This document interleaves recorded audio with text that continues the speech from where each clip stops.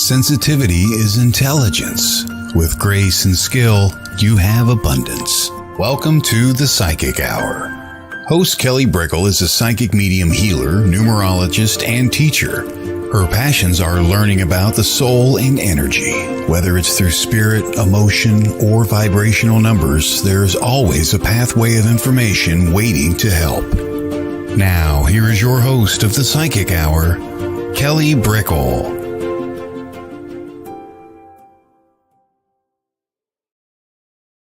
Hello, everybody, and welcome to the Psychic Hour on WLTK-DB Let's Talk Radio. I'm recovering from a cold, and you can hear it. You can probably hear it and see it. But the show must go on, everybody. So welcome. Hello, Nikki. It's great to see you. I just returned from Tampa, and what a wonderful trip. What an amazing, wonderful trip. It was about 6 days. It was a 4-day class with Lisa Williams. Hello, Mary. Hello, Kevin. Hello. And it was all about unleashing the psychic, unleashing your mediumship, and being really in touch with those energies. We did sound bowl healing. We did trance healing. That was like a separate add-on to the class that just combined itself.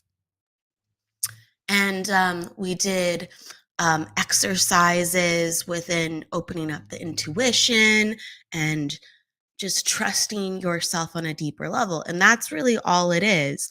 My hair wants to do fun things today.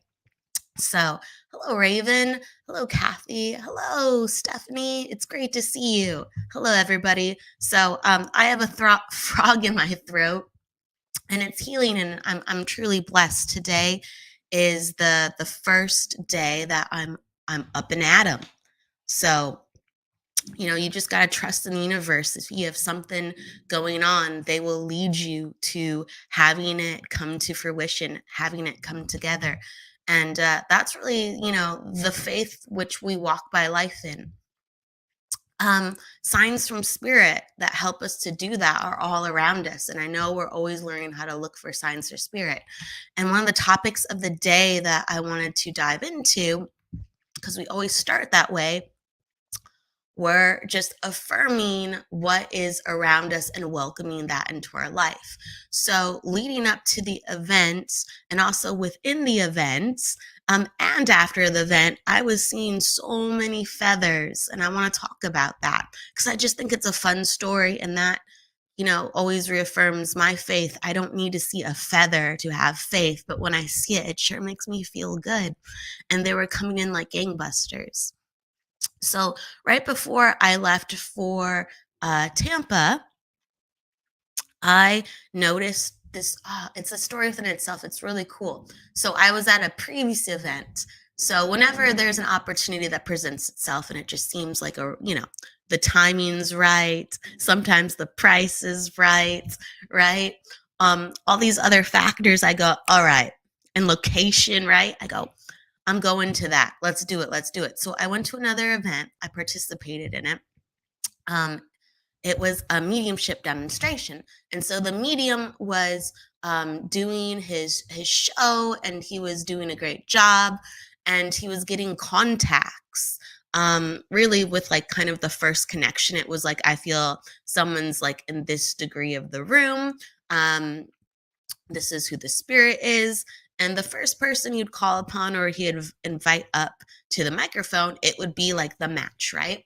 So going further into the show, there comes this place in time where he puts out the spirit, and it's like the first person, he's like, no, this isn't for you. The second person, no, this isn't for you. And so we're going into the third person, and he's just like, you know what? I'm going to let the spirit go. We're gonna call upon a new spirit. And so I'm in the audience. I'm like, no. You finished that connection with the spirit. There were still hands up. There were still hands up, and people were ready to claim the spirit. And so right as he says that, we're all human. Right as he says that, a ginormous, I'm not even joking, a ginormous feather fell from the ceiling, and it didn't just float, it fell like it had weight to it, which is really cool. And sometimes how these feathers go, if anyone has had experience with feathers, sometimes there's the flow of the feather and how it comes in through the air, but a lot of times when they drop from the ceiling, it's like they have this like this rocket attached to them, because a feather would not float like that. It doesn't float like that. Gravity does not work with a feather like that. So that's an additional symbol for me that it's not really following Earth's rules. At least that's how I wrap my head around it. So this ginormous feather drops from the ceiling when he goes, no, I don't, I'm going to move on to the next spirit. And it falls in vicinity to someone who has their hand up. And let me just illustrate how big this feather was. The feather was, so this is my head. The feather was like, and it was in front of me, like, I don't know how many feet, but rather close, but not super close. It was close to the size of my head. It was like, yeah, it was close to the length of my head. It wasn't the whole entire size, but you get it. It was huge. The feather was huge. It was a white feather too. And I'm not the only one that saw it. My husband saw it because bless his heart, he has his mind open and he comes to these events with me. He's a sweetheart. And other people in the audience saw it. Not everyone did, but the people around you saw it, like gasped. They're like, whoa. Okay. So the next connection this guy makes was another spirit, but guess who it was for? It was for the person that the feather dropped in vicinity of, nearly right over their head of. Okay. So the spirit was like, I got you. We're going to make sure this connection sticks. And what's even more amazing was the medium didn't quite realize that it was for this, because there was many other people in the audience that had their hand up. So the medium didn't realize that this person was actually connected to the previous communicator. So spirit found a different communicator to come in for the same person. Okay. So it all worked out. And that was the validation.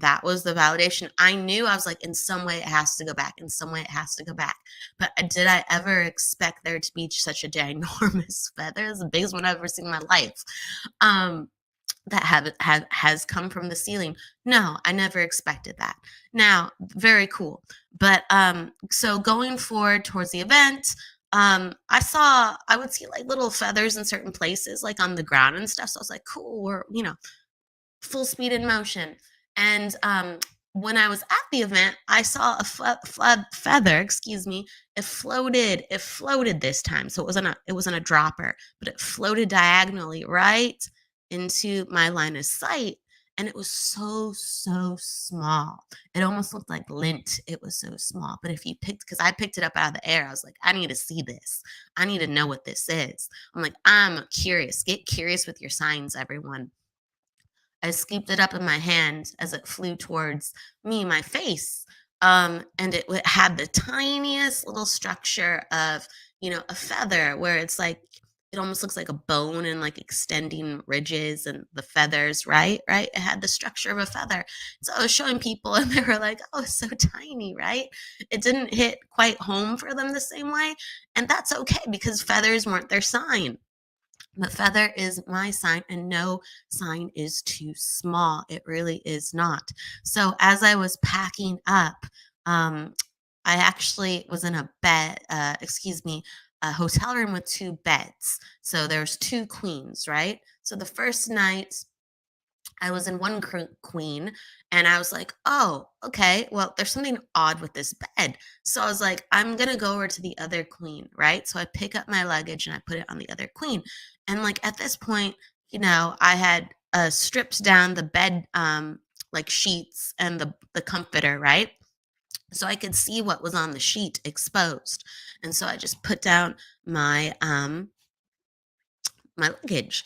And so as I'm packing at the end of the event, I pick up my luggage. I'm like, oh, right? Because it was heavy, 6 days worth. And I look underneath, and there is a very it's like a medium brown feather. It was like stout. It wasn't long, but it was like a thicker feather. And it's stark against the white sheets. And I'm like, that was not there before, I came. And I don't have like I don't have a luggage that can really pick up a feather as well. So good Lord, where did that come from? That's so cool. All right. So I'm going down. I share this story with a couple people as I come downstairs because there's some of us still left after the trip dispersing, right? Waiting for our flights. And so they're like, that's cool, right? Because I captured the feather and I shared it with people. But again, feathers are not exactly their sign. So as I'm talking with these lovely ladies, a feather rolls in because we're like in a half circle. There's three of us at this point. A feather rolls in. I go, oh my gosh, a feather. And they go, whoa, there's a feather. And it stops exactly in the middle of our semicircle. And they go, whoa, is this your life? And I'm like, I don't say I guess it as go, yeah. I'm like, this can be your life too, right? There's signs from spirit. And so at every turn, I was blessed with a super cool sign from spirit. And I just wanted to share it with you. So when you're around the energy of what you love and believe in, there's validations aplenty. And I just wanted to share some of mine. Sometimes they're more physical and sometimes they're more emotional and ethereal, but I'll share them with you either which way all the time. And so thank you everybody for coming. Hello, Jordan. Hello, Jackie. Hello. Someone loves being around you. Well, gosh, I'm affirming the love. I will take the love. I love to share the love. Hello, Angela. And so we're going to be right back in a moment. We're going to be back with the wonderful Pete Orbea. And my goodness, it's going to be great to talk with him. I was on a show just recently, and what a wonderful host he is. So I am honored to have him on the flip side, and to hear what he's up to and also hear about his story. I don't know completely about how he got started, but now he's in deep. So it's going to be a good story with his background for sure. So we'll be back in a moment. Thank you.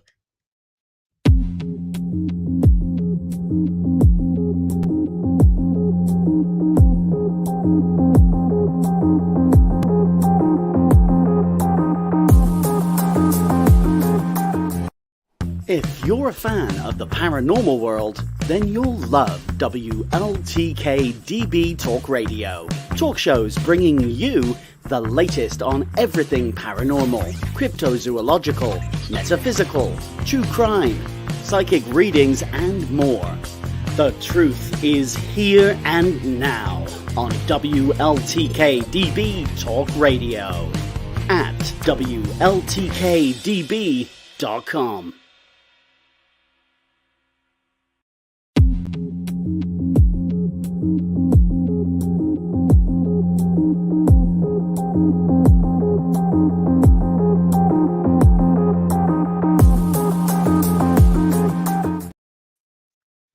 And we're back just like that. So I want to bring in Pete's.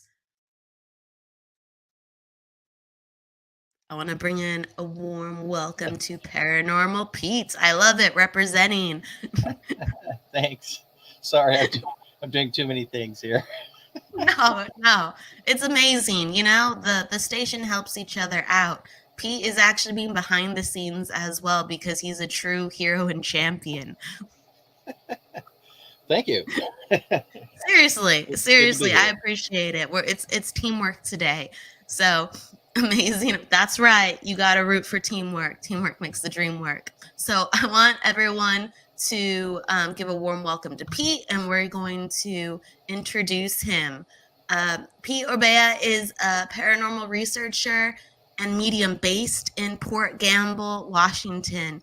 He loves leading the popular Ghost Walk special investigations and coordinating the Port Gamble Ghost Conference, which has given him the opportunity to develop his skills for communicating with investigating the paranormal. You can also catch Pete on the WLTK-DB show, Paranormal Pete, with Wednesdays at 8 p.m. Pacific time. And he has wonderful guests. Welcome. Thanks. Yeah, I'm good. Glad to be Absolutely. here. Glad to be here.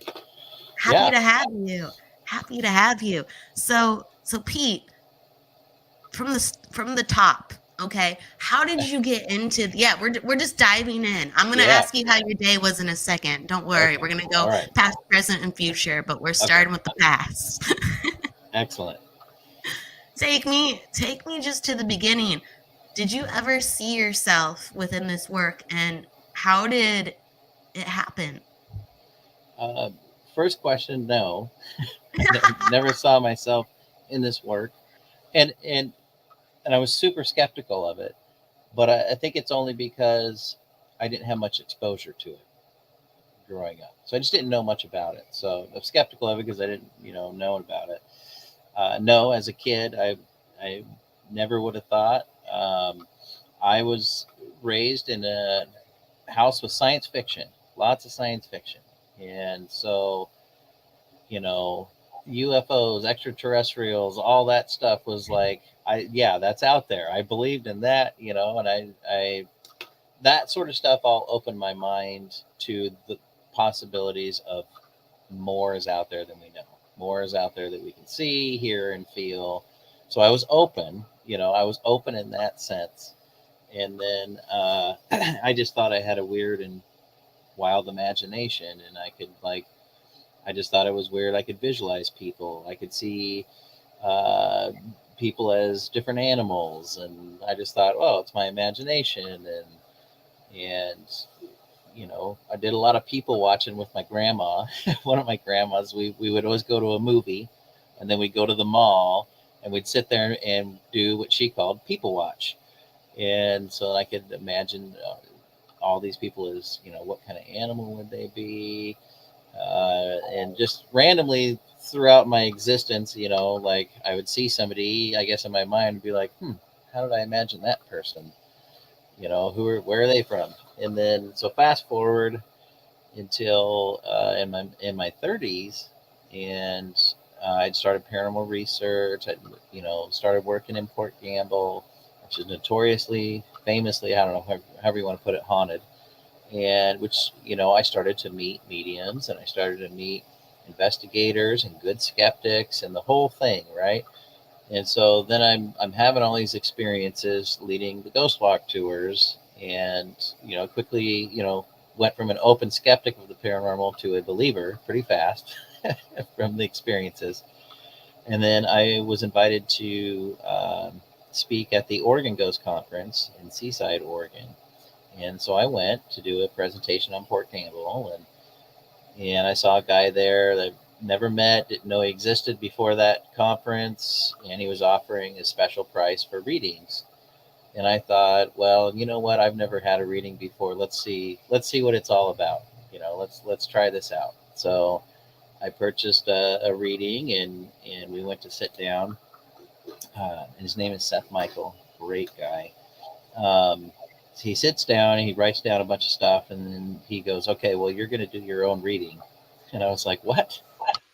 And he said, he's like, you don't know what you got going on around you, blah, blah, blah. So you're going to do your own reading. Who do you see? Who do you see?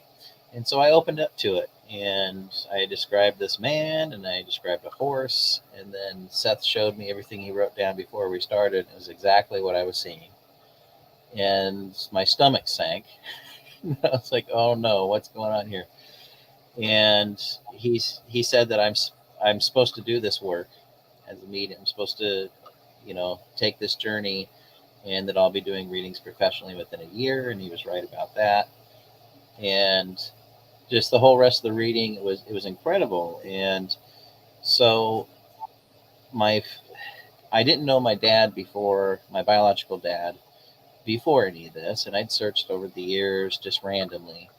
Well, the name of this guide that I was supposed to learn hit me like a ton of bricks, and it was the word Choctaw. And I was like, sounds like I've heard that before, I'll go with it. So I get home from the conference after, well, the rest of the whole conference, I felt emotionally drunk. I just didn't know what was going on. I have all kinds, just butterflies, a million butterflies, and I just felt like I was gonna vibrate apart because I was just feeling staticky and everything. So I get home, I'm all weirded out, and I decided I was gonna search for my biological dad one last time, and then I'd be done with it. And so, because I was in Oregon, he ended up being in Oregon. Because I was down there for the conference, my Facebook, my search parameters were a little different because I had made some connections down there. And I see this guy with my dad's name, and he looked exactly like his picture that I had. So I'm like, oh, whoa. So I found my half sister that I knew about, and I ended up finding her through his friends list. And I reached out to her first. And so we talked, and she goes, when we got on the phone, she says, I'm going to his house right now. I'm going to put you on the phone with your dad. And she gets there, and she's like, well, let me go in. Your brother's out here, which I didn't know I had. And he's like, your brother's out here. Let's talk to him. So I get on the phone with him, and I'm like, hey, I'm this random guy. I don't want anything. I'm just trying to learn where I'm from, learn my story. And the first thing he says, well, let me tell you, you're Choctaw. And I about fell over when he said that. And then it just kind of went from there to where, like, anytime somebody would come over to our house, have dinner, hang out, their great aunt so-and-so would show up. And I would just say, does anybody know this name? Oh, yeah, that's my grandpa. And I'd be like, oh, he died from this. And then describe, and it just kind of went from there. So, but the first, when I made the connection with my biological father, it made me think back to the first time, my first ghost experience when I was about 7 years old. Driving through northern Arizona, we were headed to Sedona. I was with my grandparents. I would go down and spend the summers down there. So it was one of those trips. And we're driving, it's flat, on the side of the roads. You can see quite a while, and there's the little adobe houses every once in a while. And all of a sudden, these two Native American men appeared right in the middle of the highway, like in traditional wear. And they were faced away from us, but they turned in towards each other and looked back at us. My grandpa slammed the brakes on, and we got to them, and they just vanished. And I wasn't quite sure what I saw, and my grandma was asleep, and my grandpa looks at me, and this is a different time. He's from a different generation. He said, did you see them old Indians in the road? And I said, yes. And he just said, okay, don't tell your grandma. She'll get scared. She'll get freaked out, what happened. So once I kind of had this awakening, it made me go right back to that experience and go, that was one of my guides. I know that one of them was my guide who facilitated the opening for me. Absolutely. Because he's moved on. He's not. He was just there to facilitate an opening. But looking back, I was like, I knew it. That guy he was my spirit guide for that. So it was just crazy, but it's just kind of gone from there all these years, and I really enjoy doing readings. I just did a gallery reading last Friday with another reader, and there was so much energy in there, it wiped me out pretty fast because I had not been feeling well before that, so my strength wasn't up, but there was so much energy in there, and it was a good gallery reading. It was cool, and so I enjoy doing that and doing readings for people, and that's I work for this town that's really haunted, so I have my own normal lab. Can you tell me about that too? So I want to go through your history, because you and Port Gamble, they're so closely associated. But how did you come to Port Gamble? Where are you originally from? Are you from Washington, from another area? Nope. I'm a cornbread fed guy from Idaho. I'm from Boise, Idaho. Moved up to Washington in 1999. So I've been here longer than I lived in Idaho now, in Washington. Wow. And I met my awesome wife, Molly, in 2002. And then a couple of years after that, she started working for a small business up here in Port Gamble. And then ultimately, I did construction for quite a while and had a framing and siding business. and then got out and worked with her at a sign shop here in Port Gamble. And then we lived about 35 minutes away, and we were like, what? Why are we commuting? We both work here now. And so we got into one of the houses up here, and we've lived here since 2007. And then I started working for the town in 2011 because we are business owners and needed, with the economy around 2009 to 2011, needed something to be a little more steady. So I got a job with the town working in the weddings and events, and as a seasonal, and like just setting up and tearing down type things, that setting up events and breaking them down, and quickly learned of some of the hauntings here. And so when I started working for the town in 2011, the Ghost Walks had just started a season before, and so it was actually a part of my job, because then when I started working there, the manager was like, well, who wants to do the Ghost Walks? I don't want to do them anymore. And so I said, well, I'll do them. And that was in 2011. So I learned the tour, and then started giving the tours. And so this is my 12th season of doing them. And I always, once I, got in, started having these experiences, I told the spirits, if you help me, I'll help you, and I'll continue your story, and I'll share your story. And so I worked up from the seasonal weddings event person. Now I'm kind of the mayor of the town. So I'm the town manager. So I joined a long line. It's a really old town. It's one of Washington's oldest towns. It was founded in 1853. And so I joined a long line of prominent people in Washington state history, especially in the logging business, who ran the town here. So it's an honor. Wow. So you've developed the town, actually, I would imagine, because you have great say over, hey, this would be good to explore, because you developed the conference, correct? Well, the conference started the year before I started working for the town. So I wasn't there. I wasn't there for the very first one. I wish I was, because it looked like it was so much fun. Take me through it. Yeah. Yeah. So I started, it was part of the town events. And so it was part of my job to at that time to work the event. And so then it was so much fun. And I just kind of, because of my interest in it, my manager kind of let me run with it. And because of the interest, and I started meeting all the people, and joined a team at that time. And so then they just kind of gave me the leeway each year, look more and more. And then I've been running it, pretty much ever since. So it's, I run it with the weddings and events team now, but it's sure fun to put it all together. It's exploded, though. You've added so much more. Yeah. Well, we are lucky to have such awesome speakers that come to the conference and share their experience, share their work in the field. And so it's not really, it's the people that come and speak. It's the people that come to attend.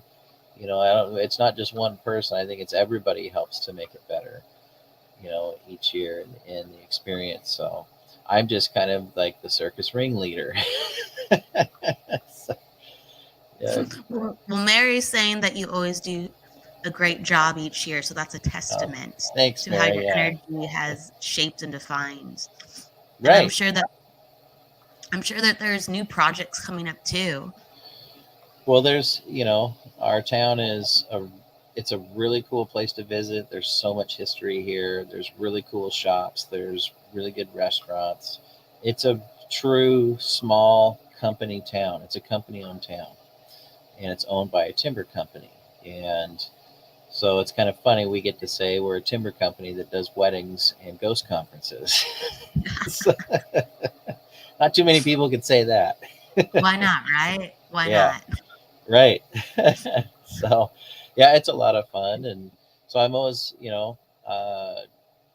my job is basically the property manager for the whole town. So, there's a lot of maintenance things, infrastructure, there's the weddings and events business. There's the marketing for the town. There's, advertising, graphics. There's a lot of different things that we do here. I've got a great weddings and events team and great maintenance team as well. So it's just kind of, overseeing all of it, making sure everything's in the right place at the right time and all that kind of stuff. So it can get crazy. Trust me, it's crazy, but it's also fun. So being like a mayor, the head of your town, and being a medium and an investigator and having a radio show, how does it work all together? And a father and a musician. I'll keep going. I don't know how it works, but it works because my family's awesome. That's probably why it works. Yeah, it's a lot, but my wife Molly is very encouraging and supportive, and I like to joke that she's kind of my biggest critic, but my biggest fan as well, because she's always curious how things work. So she's always early on in my psychic journey, she was testing me like really hard. But only because she wanted to experience to believe, and then she did. And so because of them, and I got 2 little girls that are awesome, and so between them, we just got 2 boy kittens. So now the numbers are even, 3 boys and 3 girls in the house. So I'm not outnumbered anymore. Did you just say you got 2 boy kittens? Yeah. Oh my, how old? They're about 4 months old. We got them a month ago. Oh my And goodness. they're little holy terrors. Oh no. But they're awesome. So because of my family is how it all works. I don't know how I just get through it. So I have a band, we record, we play shows, so that's a good outlet. Music's always been like such a good outlet. It's like the best drug in the world to play music. And so, yeah, I don't know. I just make it work. I'm busy. I'm a busy guy. A lot of mediums, they'll play music at the beginning of their show to raise the vibration, or actually know a lot of fantastic mediums who do have either a background in, or they still facilitate, whether it's through an instrument or actually using their voice. There's a crossover between music and mediumship. Absolutely. There really is. I've always kind of thought that, and the more people I meet and talk to, it's just obvious. It's obvious that there's a crossover. Yeah, and a lot of mediums that I know, they play music, they play instruments, that's a part of them. And I think why I think it works that way is because music and the vibrations of music are the same as energy vibrations. And when you play music and you learn music, your brain develops in a certain way, and it communicates. The right side communicates with the left side a little differently than somebody that maybe doesn't play music. However, you can really love music and be passionate about it and have that same connection. But I think, just from the wiring in your brain is a little different, which opens you up, and then they're just melded together. I do think it has something to do with that. There's to have a good, it's not required, but let me know what you think. To have a good connection with mediumship, a lot of times you actually need to have that clear audience, that communication with the spirit, like really open. So people who are really sensitive to sound or clear audience, a lot of them have a very natural connection when they're communicating with spirit. They can have that dialogue back and forth. Right. Yeah. And often I think those people are the ones that would raise their hand if you said it to a room. How many people talk to yourself inside your head a lot? Right, that inner voice. Yeah. So there's definitely a correlation with music and spirit. So yeah. We have a question. Okay, we can intertwine some questions within the conversation. That's always fun. Angela asks, interesting. I'm being guided more lately to use my musical talent and voice while in meditation with my heart open. There you go.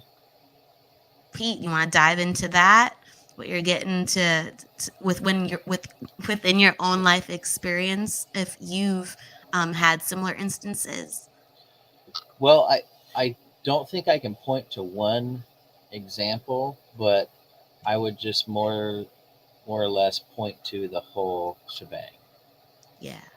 the whole experience. I started playing music when I was young. I think since we started when I was like 6, playing instruments, something like that, and played in band all through school. Uh, it, I did Drum Corps International, which was like professional marching band. I went to college for music, played there, and it's always been there, just the same as I think spirit was always there. I just didn't necessarily see it or feel it, but I think music helped keep me open, always kept me open. So, and I always respond, like when I'm trying to calm down and ground, I respond to sound very well. So binaural beats, or like, where it sounds like you're in a meadow and where there's little birds chirping, like that sort of stuff, like really works well for me, I think, because my ear's tuned. It's a saving grace, I think, for a lot of people. And some people are more auditory, and some people are more feelers, and some people are more visual. And I think for the individuals who are very auditory, like sound has been like their haven. That's what I hear from people. You know, I admit I'm a more visual person than I am an auditory person. And sometimes I just need more quiet. And my husband's incredibly auditory, and he goes like, "You're killing me right now." And I'm like, "I'm sorry. Okay, I'll compromise. What do we need to do?" You know? Yeah. It's like negotiations. But yeah, like it helps him feel like himself music. And for me, sometimes music scatters myself. Isn't that weird? Yeah. Well, I sometimes, if I need to focus, like buckle down on a project or something, and I need to get through something, I'll put on. I love heavy metal and deathcore and all that stuff, and it helps me focus. Believe it or not, the crazy drumming and all that, it zones me right in. But then sometimes I'm like, if I'm stressed, I want to put on like reggae or something, or one of my favorite bands is 311. Put some 311 on. So it just, but I do use music to affect myself in different ways, and I'm, as far as mediumship goes, I'm much more clairvoyant than clairaudient, which is weird, but You are. See, I wouldn't have expected that with you being a musician and everything. Wow. right. Oh, wow. Interesting. Wow, this is fascinating. And awesome that you love 311. Did you ever when there's the famous lyric, "Amber is the color of your energy," Right. right? Did that get your head going? No. Like, oh. It No. always, as a kid, it always did for me. I was like, "Amber is the color of your energy." You I know?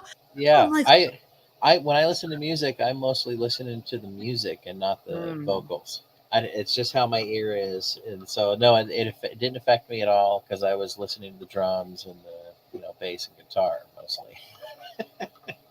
They have a very pleasing tone, though. I Yeah, think they're fantastic. yeah, Um, they're good for any situation. I agree. I agree. Yeah. Oh wow, you have a hello from the New Bridge radio show. They're asking Todd. Oh, I thought they were Okay, saying, "Todd, are you there?" Well, yeah, I would hope. Todd's not here today, but he's here in spirit, and he's usually on the ones and twos. Hello. I read that as Pete for some reason. I think my brain is still recovering. Isn't that Sure. always fun? Hmm. So you're sharing the healing energies with me, Pete. You're grounding me. I appreciate you. Oh, good. Please. Speaking of grounding energies within mediumship too, as well, because I mean, hey, that is truly healing. Um, you said just recently you did a gallery. Hmm. Yeah, that was it. It was fun. There was It was a smaller gallery, but I've done this particular one at this particular place. I think that was my third time this time. And I read with McKenna Grace, or McKenna Long. So I read with another reader, which is always interesting because it's kind of interesting to see how you team up and this person sees this part of this, you see a different part of it, or you get, different people. So it was a lot of fun. I love gallery readings because you never know who's going to show up Right. to come through for somebody, No. like an ex, that comes through a lot, like an ex person, I thought they hated me, Nope. It's true. Yeah. No, that happens a lot at galleries. You're right. Like someone from the past. You're right. It's pretty normal. Yeah. So there was fun, and it's, we had some good messages come through, and delivered some good messages. I think that people were, hoping to hear from the people they were hoping to hear from, but there was so much energy. I felt it about an hour before it started. I was driving on my way down there, and it just felt like a tornado whipping up in my stomach. And I was like, whoa. So I started, paying attention to what I'm seeing and hearing, or, reading in my internal mind here.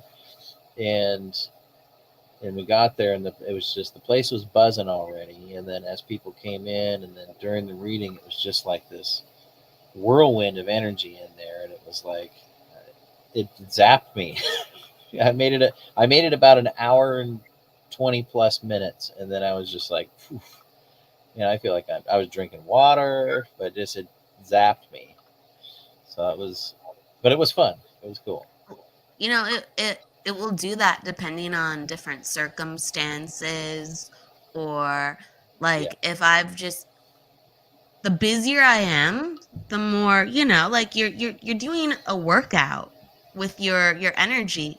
You're truly doing a workout.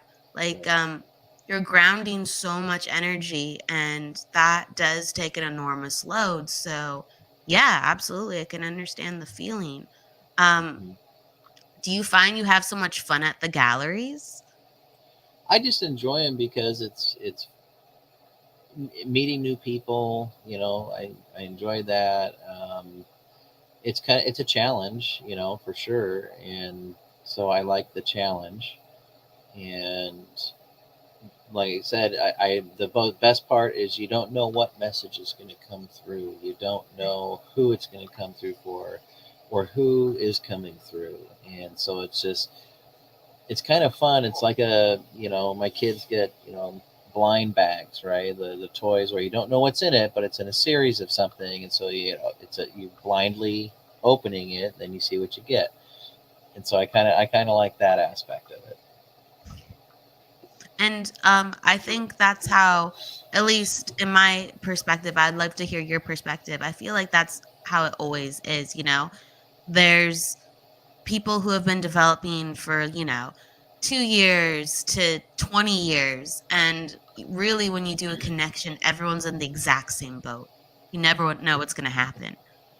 Yeah, no, I agree. Individual readings are the same way. I guess I like it for a gallery reading because it's on a much larger scale, I guess.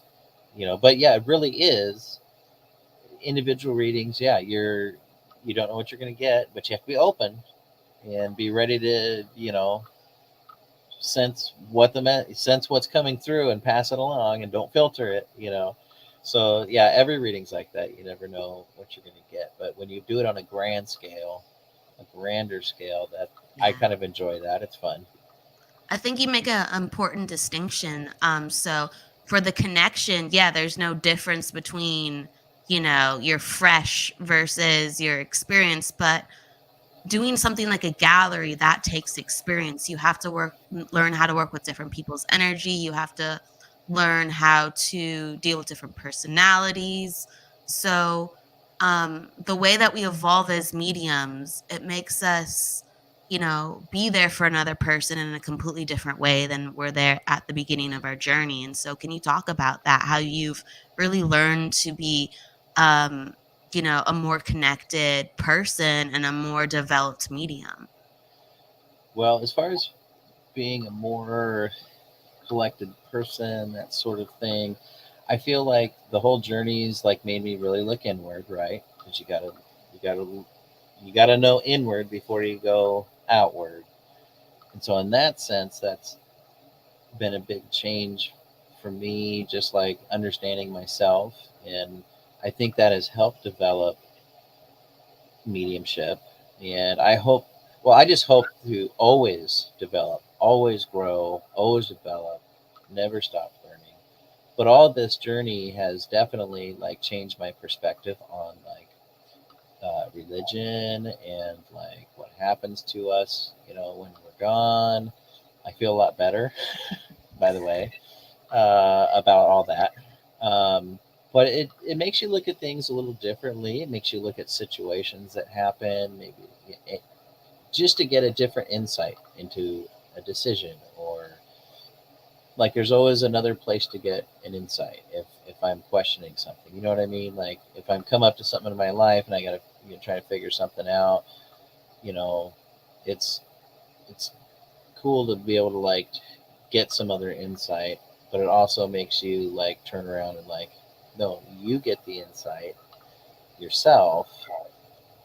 It may come from spirit, but the fact that you have your own realization, I guess. Like if I'm struggling Yeah. with something, but then through mediumship, you can almost kind of have your own realization, your own epiphany, your own aha. And then that makes that whole situation and everything past that, you have that perspective from the aha moment to kind of rely on. I hope that made some sort of sense. It does. No, it does. It's like no matter what, even if you're helping people within this work, you're gonna get something for yourself. Like Yeah. you're dealing with awareness. So things are gonna Awareness. Great word. That's probably the word I should have said. An awareness to things. you said it Awareness great. to life. Awareness to life. Being more present, you know, that sort of thing. Making more time for that. Which can be a challenge. But yeah, awareness. I love that. That's a great way to describe how you can develop. You're more aware, you know. The more you develop, the more you're aware. Like you're talking with your sign, your feathers. You're Absolutely. the more you just keep going along. It's just you're more aware, right? So, like you're probably you won't just see the sign. You'll see the sign and understand what the sign is for. All in one shot. You know what I mean? Like Yeah, I think that's absolutely. hopefully that's how it will go for everybody, right?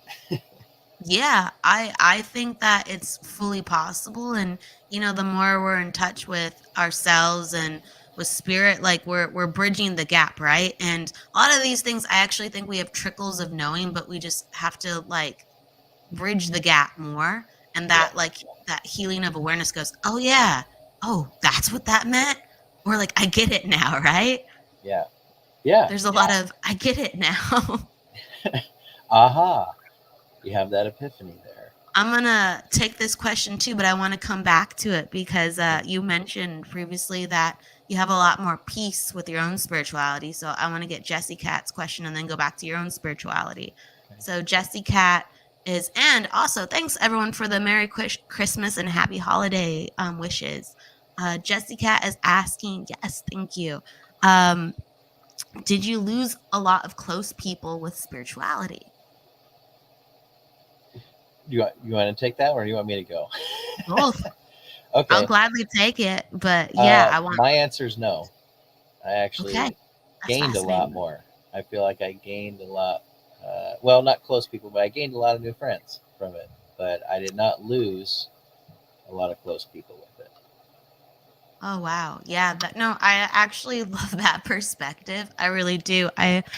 So I feel like it's a multifaceted answer, so I'll try to put it into a nutshell. And thank you, Pete, for saying that because I think at this point I've gained more. Honestly, I have.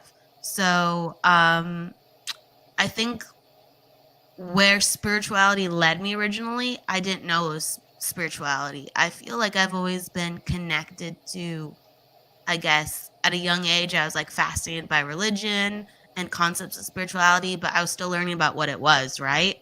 And so when life ushered me forward in a way, I did feel like I was losing people, but it didn't feel like anything was being done to me. I was just like, oh, my life is going away where I can't really control this. And Okay. then as I was finding people within my life, I've met a lot of people, but I didn't feel like I connected to people on an emotional level, but on a spiritual level. So it actually did feel a little bit lonely. But now, as I'm keeping going, I'm finding a lot more people within my life. It comes full circle. It really does. Yeah. So for you, it was just, whoa, like this The opportunity. And yeah, the universal 2x4 smacked me upside the head and said, "You got to do this now." that sounds comedic, though. Yeah. Did you ever think life was playing a joke on you at first? No, no. I mean, I kind of I once I figured out what was going on with me, then like I was like, oh, okay, and then I accepted it. Pretty quick that okay, well, this is something I'm supposed to do, so I'm going to do it.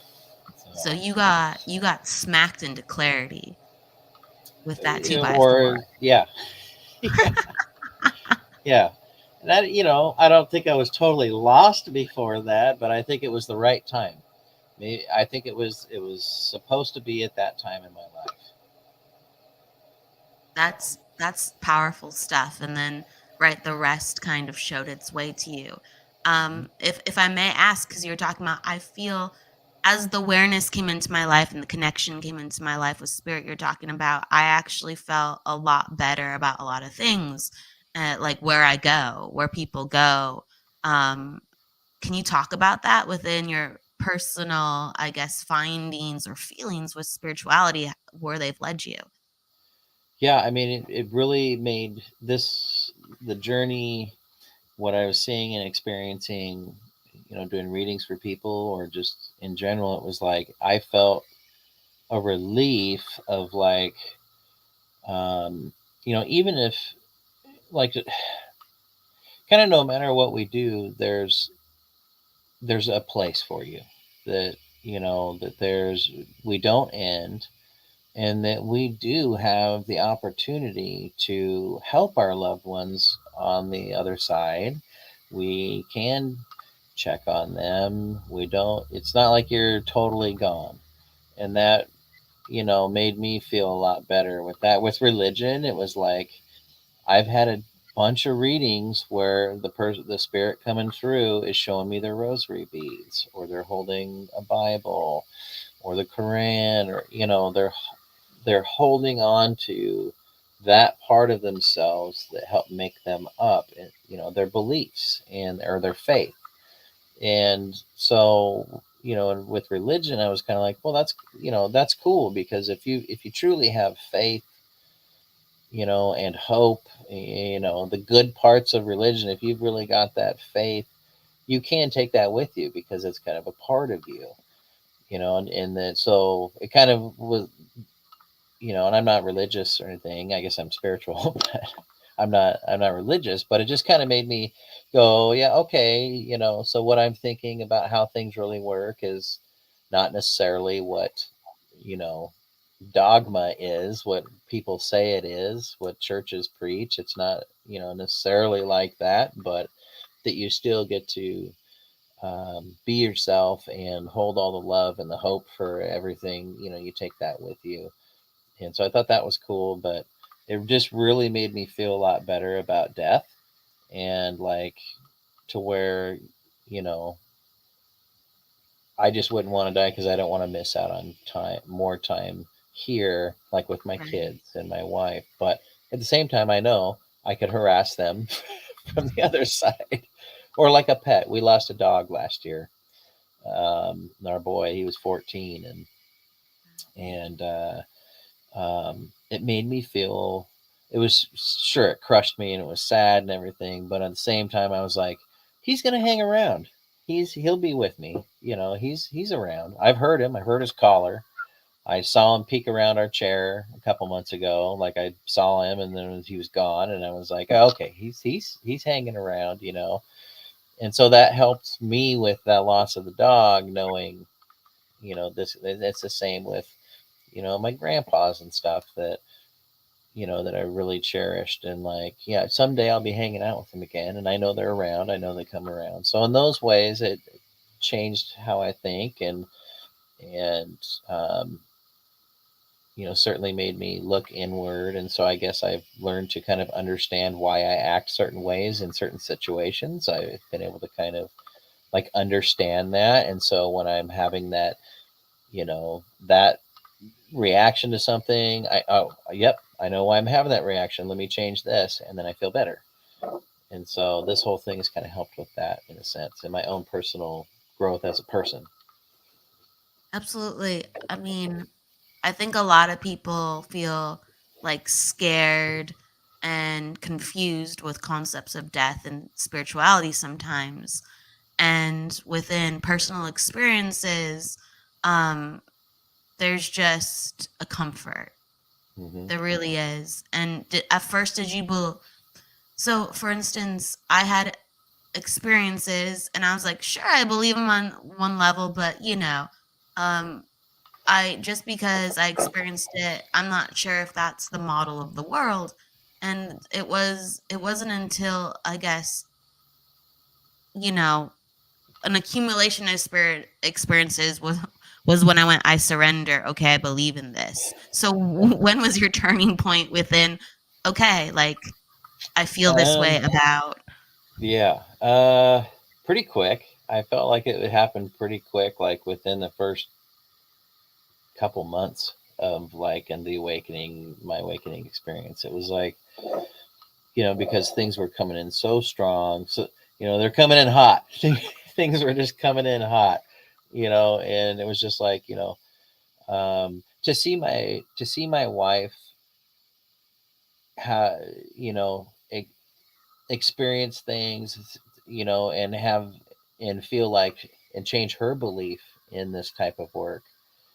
That kind of just was like reassuring to me that, yep, okay, this is what's supposed to be happening. Like, to see that in her kind of reassured me, and it was pretty quick. And the whole situation was she wanted me to do a reading for her.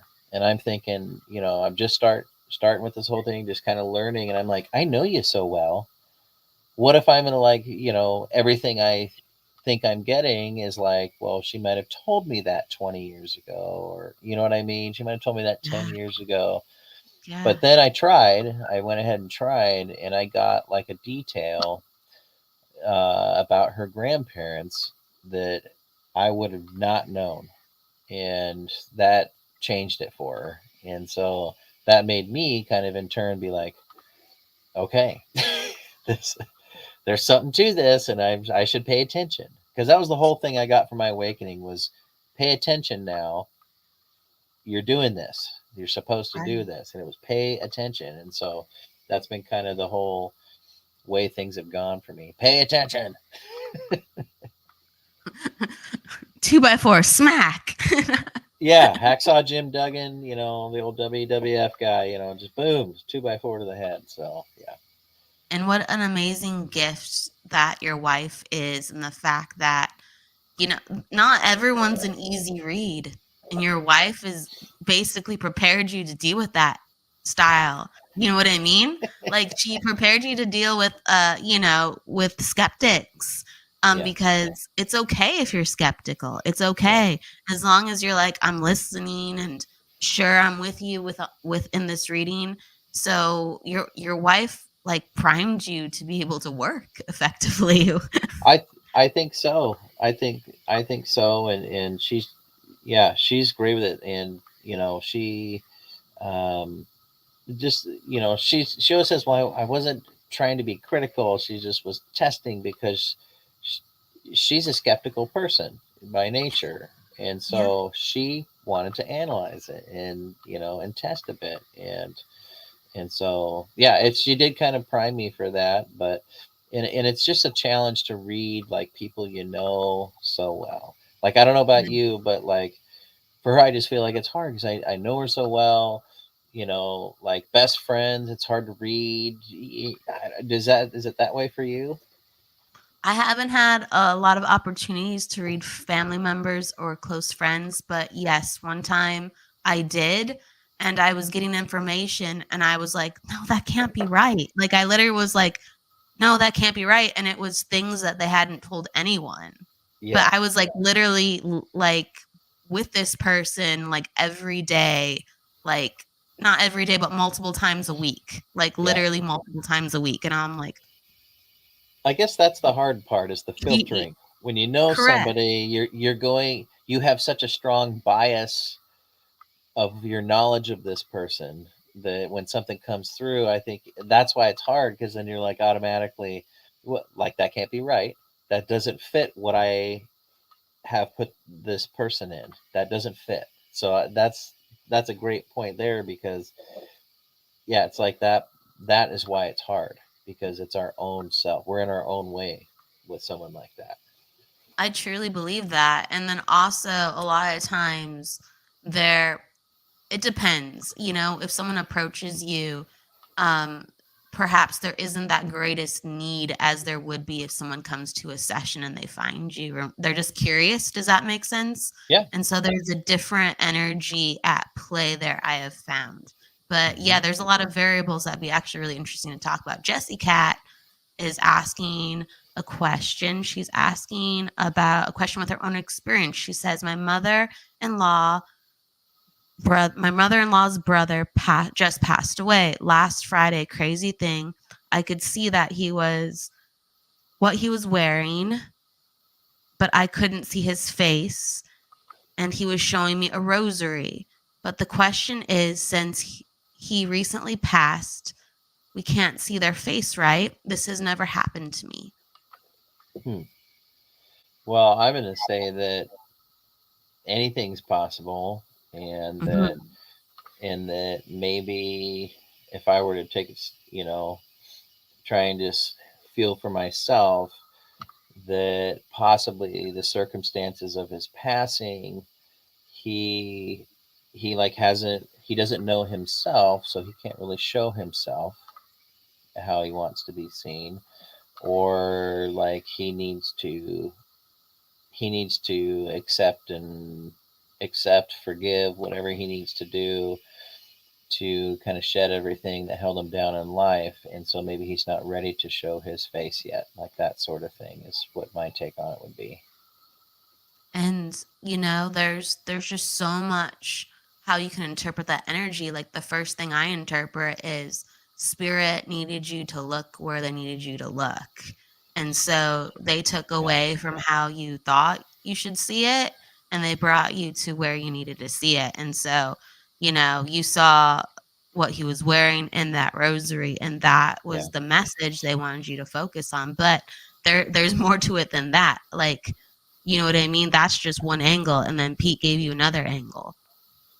Yeah. I think I wouldn't focus too much on that, but like Kelly's saying, maybe what's from what you did see, what's the what's the message there? Um, I think showing the rosary might have been saying for his family to have faith that he'll be okay. And maybe they had lost some hope and faith, so maybe the seeing the rosary was, hey, just don't lose faith. Yeah, I think it really is. I think Pete is nailing it. It's a faith message. Absolutely. I think, like, it's a validation of, you know, it continues. And, my faith is just an extension of what I knew on earth, and the acceptance of who you are, the acceptance Yeah. of who he is, and the acceptance of who you are. And Yeah. he was flashing you some love. Yeah. I think when you use the word faith, it inherently has a connotation that you have faith in something that's positive. When you say a belief, that doesn't necessarily, intend to be positive. It could be negative or positive. But when I use the word faith, to me, it's always, faith is talking about the good parts of what you're believing in, hopeful parts. You know what I mean? And so like if I would definitely have said that seeing that was a faith message, not a belief message. Because a belief, I think, could be negative. You could believe in something bad. You know what I mean? But if you have faith, doesn't that just have kind of like a positive spin to it? I think it implies positivity. If that makes Absolutely. sense. Sorry. No, no, Hope no, that makes sense. absolutely. Absolutely. I think he's coming to her like with a feeling of like encouragement and positivity. Absolutely. And for some reason, I don't know if my brain is just, again, I'm still healing, but I keep, it's like, it's the rosary. I don't know if my brain is like going, oh, rosary sounds like rose. But as I'm looking at the word rosary, I keep seeing like a rose or a red flower. And that's attached to a sign because I'm getting a symbol attached to it, like a frequent sign, a red rose or a red flower. I'm not sure about that, but I gotta talk about it. He was talking. She mentions. He said, "Tell my sister thank you for my rosary," but he gave me another name of someone going through the same disease he went through. It was hard for me to talk to my mother-in-law about these things, if that makes sense. I think he's. How can I put it? He's connecting to who you are. He's connecting to who you are, and I think he's honoring your gifts. I think sometimes a lot, we're not accepted fully by the family, and there's conversations we would normally not ever have with family, but when family goes over to the other side, they go, "Oh, I can get through you, and I'm saying thank you for being you." You know what I mean? Yeah. Yeah. And I think you're right on there. And I would just say, like, for the part but it's hard for me to talk to my mother-in-law about these things. Totally understandable because she has her own belief systems and faith and everything. But instead of saying, don't say it's from him, just have it come from you. Have the message come from you. That'd be an easy way to talk to her. You might get through to her instead of if you're saying, he came through and I saw him and I saw his rosary and he said thank you. For somebody who's not really open to that kind of stuff, that would be hard to hear. But if you just say it, but it's coming from you, like you're just telling her that stuff. That he's got this rosary. He's taking his faith with him. Just have it come from you. That might help you be able to talk to her about those sort of things a little better.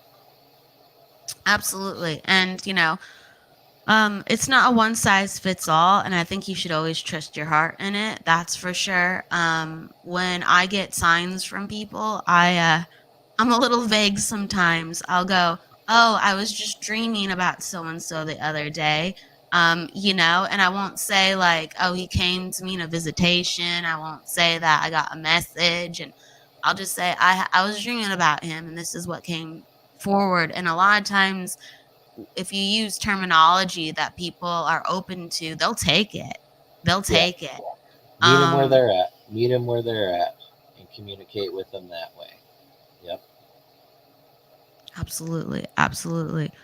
Yeah, you just gotta. I think that's wise what Pete's saying. You just gotta meet them where they're at, and then you can have the conversation, and then a lot more things are possible through that.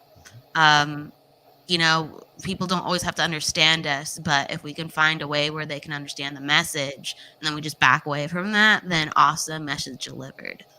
Yeah. So I do the interview backwards sometimes, Pete. So what do you have going on this week? How are you doing today? Any way is a good way, right?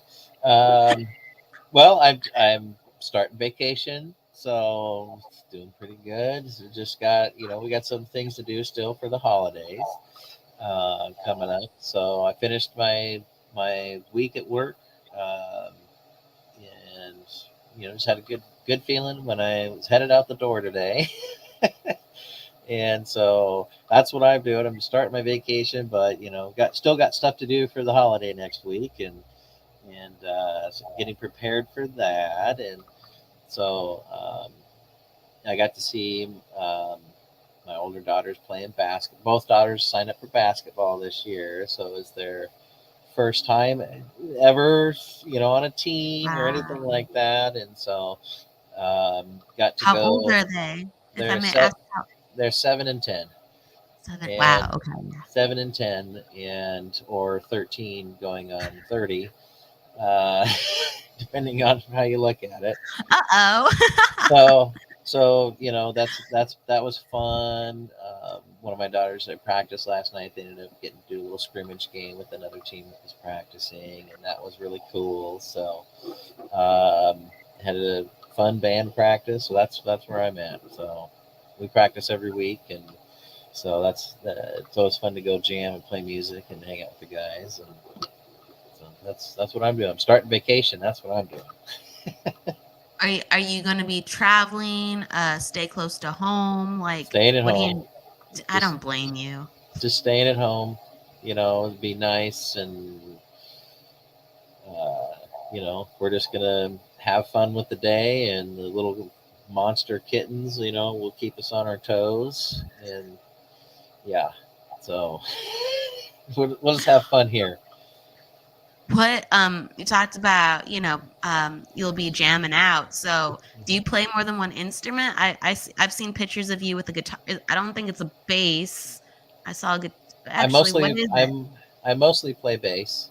Okay, all right. Yeah, I mostly play bass and I play guitar.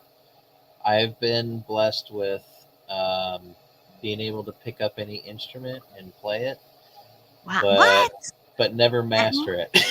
Okay, but never still, master what? one. Jack of all trades, that whole saying. So I would say that's pretty impressive in the music, Oh, sphere. yeah. Wow. Yeah, I've just always been that way, and I think maybe in a past life I was a musician or something. I don't know, but Must have been. it's just been I've been very blessed to have a natural ability with it. Now, whether or not I'm good on anything, that's debatable. Oh, come on. You're in a band. You have to be. They would have kicked you out by now. Right? Sure. Yeah. So, I don't know. That's just how it's always worked for me. But I love it. I enjoy it. I love picking up any instrument and then figuring out how to play it. It's a challenge. Do you have like a top 3 that I with your like to play? instruments? That I like to Yeah. play? Well, bass. That's I've always been a lower register. I played tuba all through school, so I was always like lower register. So bass, guitar, ukulele, drums. I love playing drums. Not that good at it, but I love playing them. You're probably actually quite good. You're just hard on yourself. I don't know. Piano is fun. bank It's money the on it. hardest. Yeah. Keyboards, piano, that's the hardest to me. That's the hardest instrument. But I don't know. I like anything. Piano. Anything I can play, I like to jam with. But bass is my go-to. That's what I'm most comfortable with. It's the most. I understand it the most. I understand the role the most of a lower end within a group. So I've always been I like bass. I started as a guitar player and then went to bass because I wasn't that great at guitar, which is the joke. Bass players are always failed guitarists. So and I'm kind of validation of that. So, I think your brain just has to work in a different way to complement everyone. It just works in a different way. Yeah. So Wow. Gosh, every single instrument you ever picked, that's awesome. Seriously. It's like I said, I can figure out how to play it. Not that it's any good, but I can figure out how to play it. The mechanics or whatever. So I think you're already a step ahead and then some on most of the population with even that. So please maybe. maybe. Yeah. All right. Well, I'll take it. Speaking of a couple steps ahead, what do you have going on, upcoming for even next year, Mhm. that you'd like to share with everybody? Yeah, and how can people come find you? Sure. Thank you. So coming up, if you go to portgambleparanormal.com, if you're watching, it's on my hat here, and just .com, you'll see my upcoming tours and public paranormal investigations. And you can find those at portgambleparanormal.com. And looking forward to, I have an investigation this weekend, one of the special investigations. So I'm looking forward to that. In March, I'm going to be at the Oregon Ghost Conference, March 24th through 26th in Seaside, Oregon. If people are interested in that, just go to OregonGhostConference.com or just Google it. That's a fun conference. I'm really looking forward to that. The Port Gamble Conference and the Oregon Conference really complement each other really well. And so that's been really cool. So I'm looking forward to going there, and then might be going to the OC Paracon. I hope to next October, and then of course the Port Gamble Ghost Conference will be November 10th through 12th this next year. And are you coming? Yeah, Yes. yes, Okay. 100%. I All am. right. So you'll be there. I think you're going to like it. It's a lot I of love it. fun. So that'll be the 14th annual conference there. And yeah, I'm just looking forward to, I feel, I don't know why, I don't know what, but I feel like 23 is going to be a good year. I feel like 2023 is going to be a good year for so many. Like there's going to be like a shift or something. Like, I think, I don't know if it's people connect with each other more. I don't know what's going to happen, but I feel like 2023 is going to be a good year. And so I'm looking forward to, um, working through this next year, playing music, watching my kids grow, everything. So I think it's going to be a good year, but that's what I'm looking forward to. I'm looking forward to, after the break, our station break, coming back with the show. I'm really looking for, I'll hit 100 episodes here soon. Wow. Um, so I'm looking forward to that. That'll probably be sometime in the spring, I think. So I'm really looking forward to that. I never thought I'd make it past 10 episodes before I'd be on to the next thing, But so I'm looking forward to the episode 100, and then more, and then keep going. So, but I feel like it's just going to be a good year. So everyone out there, don't lose hope. If you've been just hanging by a thread, I feel like this next year is going to be good for everybody. I really feel the same too. I feel like it's been a little wonky, and it feels like things are opening up in whatever way they will. I agree. Wow, you have a lot going on as always. And what's the best way for people to find you, whether a website or other social Yeah. media platforms? You can go to portgambleparanormal.com. You can contact me through there. That's a great place. On Facebook, look up Paranormal Pete Show. You can catch me on there, or you can find me on Facebook, but under my name. But yeah, check out my show page, or head over to the website, and that's a good way to get a hold of me. Excellent. And then so Pete, I always and you did this naturally and very psychically, but I'll put one out as well again. So just work with me here. I always Okay. leave everyone with like the last word, and I give that to my guests. So whether an inspiration that you found in your own life, or something that's been on your mind lately that you want to encourage people with. Yeah. Um, yes. Well, thank you. I'll just start by saying thank you for the opportunity to be on your show. It's been fun, and we'll have to have you back on mine, and we'll go back and forth, and because we had a Same. lot of fun on my show with you there, and so thank you for the opportunity. But if I were to get the last word, I don't like to have the last word, but if I were to put the last word on anything, I would say the time of year we're in, people, we've got all kinds of stuff going on, no matter what kind of holiday you're celebrating, or if you're not celebrating any holiday, right? It still can be a stressful time of year. But through all that stress, look through all of that, look past it, and you know, take a look at the close people you have that are close. Take a look at it. Make sure you're present for the holiday. Make sure you're there.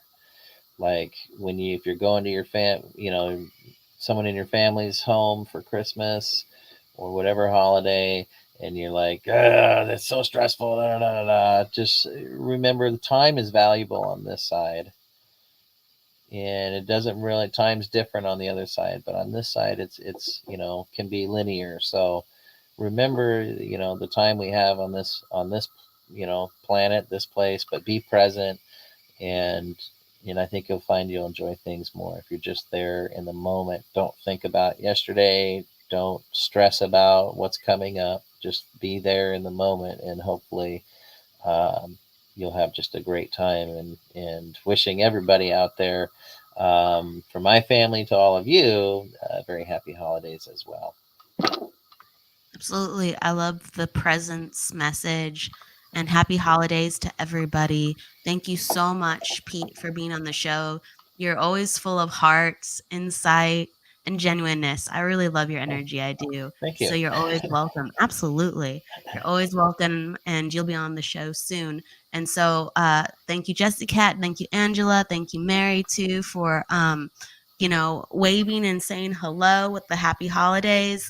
Pete, once again, thank you so much, everyone. Please go with love, laughter, luck, and don't forget to live. We will see you later in December. See you soon. Bye.